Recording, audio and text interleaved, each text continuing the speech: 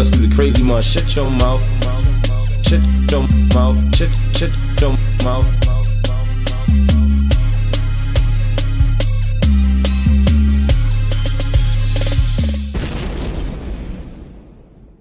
What is going on, my people? I am Wesley from ACONNECTIONTV, the network, the one channel on YouTube where we actually adopt similar connections despite our differences. And the similar connection that I want you to adopt with me is with Roa, or Ro. Real Housewives of Atlanta, however you want to pronounce it. You can do it that way, however you want to, I guess.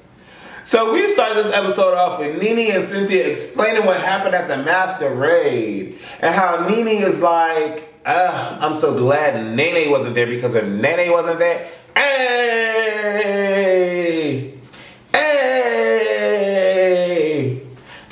however the fuck you do the damn NaeNae.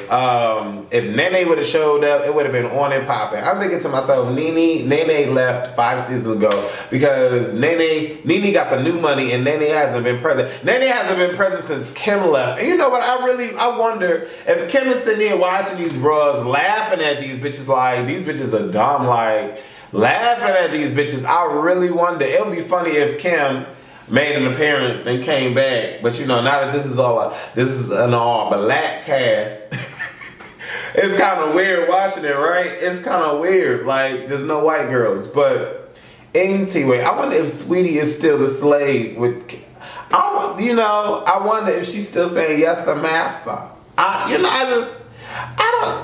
just wonder these things sometimes. NaeNae, was NaeNae wrong in the way she acted at the event? Yes.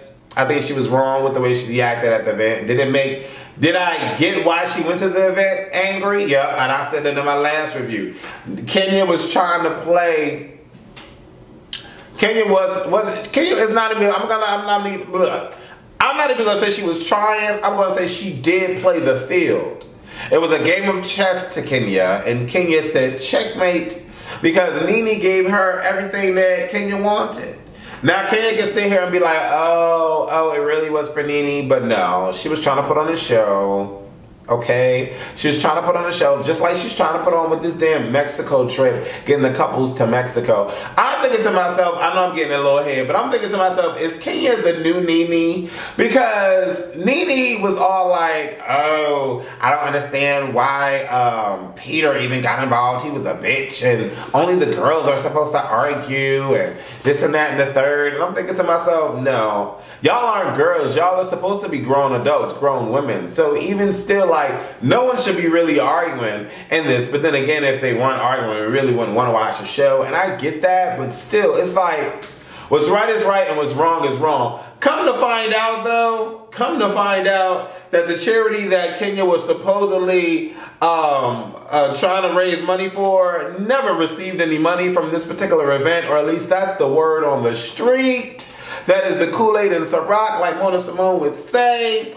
Miss Kenya ain't never getting nobody no motherfucking money for that motherfucking charity. So, girl, I'm thinking to myself, like, what? Like, how you gonna do that? Like, you don't do that, girl. You don't do that, girl. You don't do that. Like, I hope the charity received money, but anyways, you know, they always explaining what happened the night before. So that's what the whole beginning of this shit was. Kenya meets up with Marlo. To be quite honest, I would not be surprised if NaeNae does not come back next season and Marlo and Kenya are like the front runners of Real Housewives of Atlanta. Because Marlo and Kenya are like two peas in a pod. They're both fashion forward. They both care about the makeup and the hair, and they're like, I don't know, they're twins. They're twins. When Kenya was trying to explain to Marlo what happened with NaeNae and the whole situation, Marlo was like, wait, hold on now. Because NaeNae is my good girl, Judy. So I hear what you're saying. I got your side. But I want to talk to NaeNae myself just to figure out what the issue is and, you know, try to get it resolved. I'm thinking to myself, I'm like, okay, that was really smart of her. That was really cool of her to do that. Really, really cool. Cynthia is throwing this whole surprise party for NaeNae. Now, Cynthia feeling all bad about how Peter approached NaeNae and how it's none of Peter should have just let her handle the situation. I'm thinking to myself, Cynthia, you have yet to handle any situation regarding NaeNae. So Peter was not about to sit there and no. First of all, Peter, when Peter's feeling some way, he's gonna speak his mind. That's first of all. I've noticed that with him. Second of all, like I said, Cynthia and NaeNae, nah, NaeNae trumps her. So Peter is not gonna sit there and bite his tongue, and he's gonna let NaeNae knows how he feel. Now, the fact that Cynthia and Peter got into an argument over him arguing with NaeNae, and then now they're not talking, I'm thinking to myself, what? Cynthia, please. NaeNae needed to be put in her place. She acted out of pocket, like it was ridiculous. She acted out of pocket. Whether or not Kenya was sincere in the event, she acted out of pocket in public. And she should not have done that. She should not have shown her ass. I just don't think so. So, move past that, we get to Peter's party. Cynthia throws Peter's party. Now, it's supposed to be a Jamaican themed party. 2 white guys show up as the band. And I'm like, band? How these 2 white dudes show up with like 2 duffel bags? And like, I'm like, how are they a band? Cynthia's like, aren't y'all supposed to be like a 20-person band? One of the white dudes like, we're gonna sound like a 20-person band. Don't worry, we got you. Cynthia's caught off guard and I'm caught off guard because I was lost about that whole situation. Let's talk about how Miss Candy comes into Peter's surprise birthday party, and she is on NaeNae's side about how NaeNae reacted to Kenya because she thought that Kenya was just trying to be phony and try to act like she wanted to kiss NaeNae's ass by throwing this little fake event after they just had this little altercation. I said it in my review. So I was vibing with Candy, and Candy was vibing with me. We was here. We was here on that topic. All the girls show up to Peter's shindig. It's a nice little party. NaeNae comes in. She's like, hi everybody. She kisses and hugs. Peter says, I want a hug. NaeNae's like, whatever. I'm not over you. Peter's like, you need to be over me though. I thought they were about to argue again, to be honest, because I'm like, what? But anyways, they kiss and make up. Mwah, mwah. You know the whole fake, I got lipstick, but I don't want to put it on your cheek kiss. I'm like, all right, okay. Kenya sees NaeNae. NaeNae sees Kenya. They play this, oh, I'll talk to her a little later.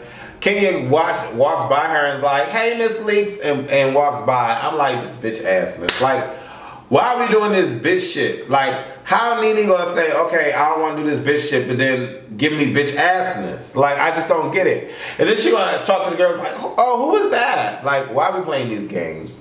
Of course you know who the hell that was. Like, why are we playing these games? Like, that's what I'm thinking. Long story short, Kenya comes back and she meets up with NaeNae and she's like, girl, let's talk. NaeNae expresses herself and I'm thinking to myself, okay, it's about time that she expressed herself. And then we find out that, yeah, Kenya did send NaeNae a text, but the text was like, okay, you need to hurry up, you need to hurry up. If you don't come, it's gonna look bad if you don't come. NaeNae says she felt bullied into going. I'm like, really, NaeNae? Really, NaeNae? You feel bullied? What? Like, are you serious? That makes no sense. Like, how the fuck is the girl that does the bullying, quote unquote, let's not be technical, but quote unquote, how is the girl that does the bullying saying that, oh, you trying to bully me? Like, did you not call Kenya out her motherfucking name at your damn pillow talk party? And now you feel that you being bullied into a corner? I didn't really get that. I didn't really understand that. Kenya and NaeNae have this like fake hug, and I'm just like, oh, what's with the fakeness? What's with the fakeness? Like, really? NaeNae sits down, and then Kenya gets her a fucking rum punch. And I'm thinking to myself, like, Kenya, you're doing too much. You're doing way too much. Too much. Marlo and Kenya get along. They get along, and no one understands why Marlo and Kenya are getting along so well. I see it, and I don't even know these chicks. I can see why they get along so well. NaeNae is jealous. She's sitting there watching them get along and she's fucking jealous. I don't understand why she's fucking jealous. I just don't get it. Because she's jealous, she gets up and she leaves Peter's party. Let's fast to the motherfucking forward to this Bailey Bowl. I thought this was a great concept. We need to do this with the bloggers. All the bloggers get together and have a YouTube bowl. That would be hot. That would be hot. I'm just saying that would be hot. But they have this Bailey Bowl and you have Team Rich, Team Swirl, Team Real, Team Cynthia, Team Rich, Team Naked, Team Twirl, and Team Candy. Marlo is on Team Twirl because she wasn't invited to be on Team Rich. Marlo feels some sort of way about not being invited, and so throughout the whole day, she like bothers NaeNae about the whole idea on why she wasn't invited into Team Rich. So far to the point where NaeNae gets annoyed and she walks off. Coming back to the situation, Kenya walks up to Lexus and freaking Marlo, who are talking about why Marlo hasn't been invited into Team Rich.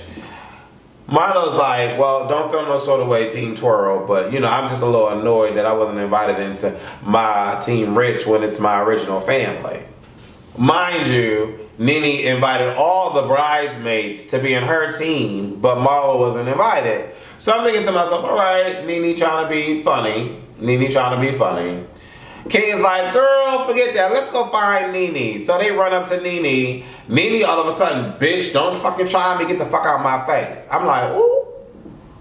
Okay. All right.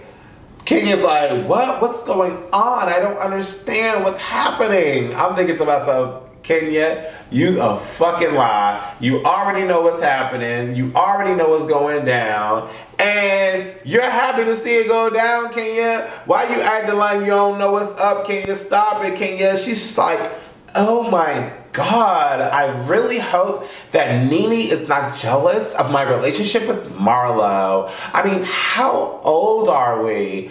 I'm like, Kenya, you better go ahead and play this role, chick. You better play this role, and NaeNae is feeding right into it. NaeNae is running off. Marlo is chasing NaeNae, yelling at the top of her lungs. I'm thinking to myself, just some ghetto ratchet bullshit. Candy is like, I never knew NaeNae to back away from a fight. Oh my God. I wonder. I'm like, okay, whatever. NaeNae is trying to be PG and a lot of... I don't know what NaeNae is going through. I really don't. I don't know what NaeNae is going through. I'll tell you one motherfucking thing now. I'll tell you one motherfucking thing now. NaeNae has lost her... NaeNae has lost her everlasting fucking bald-headed mind. And I'm gonna tell you why. I ran hard for NaeNae in the beginning of this motherfucking season. I ran hard for this broad. Now NaeNae is really starting to lose her motherfucking bald-headed mind. And the reason why I say that is she gonna get enough. She gonna get enough of these underhanded, bald-headed, nappy track wearing looking shots that she be throwing to the gay community. She's gonna get enough. She really is, because it's very tacky and it does not make any sense whatsoever. Whatsoever. Like, I just don't understand it. Like, why? Okay, in the beginning of this Bailey Bowl, we're introduced the world. Well, this is not the first time Funky Dineva was on TV. I think this is the third or fourth time. So shout out to Funky Dineva for making it happen. Definitely shout out to Funky Dineva for making it happen and breaking the doors down for bloggers of gaydom to come out wearing wigs and stuff. You know, kudos to Funky Dineva. I love Funky Dineva. All respect. All respect. But NaeNae's comment, oh, these queens gotta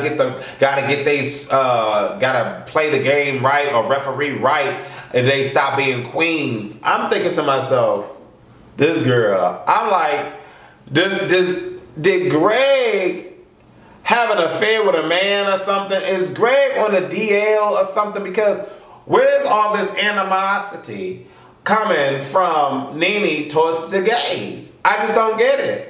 I really don't understand what the fuck is her problem. And she's lost it. Because the gays are the ones that are paying her. She's lost it. I just don't get, I don't get her utter disrespect.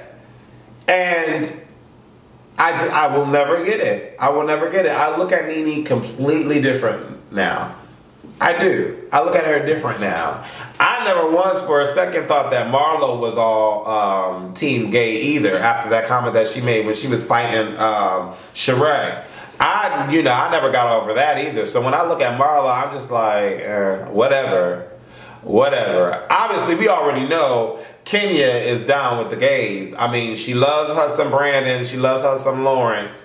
So I'm for Kenya in that regard because she has a lot of respect, okay? And Kenya is very